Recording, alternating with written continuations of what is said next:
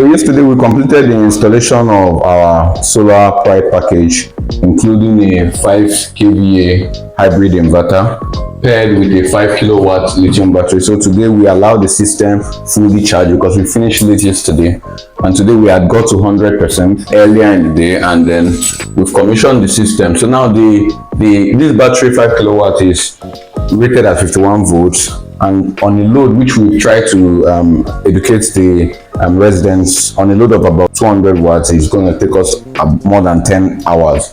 So this is our battery, our inverter, and then this is our breaker set. So in the breaker set we have AC SPD, we have DC SPD to manage both high current from either AC or DC. We also have our DC MCB to break and control our panels, and then voltage and amp protector protecting the input to the inverter.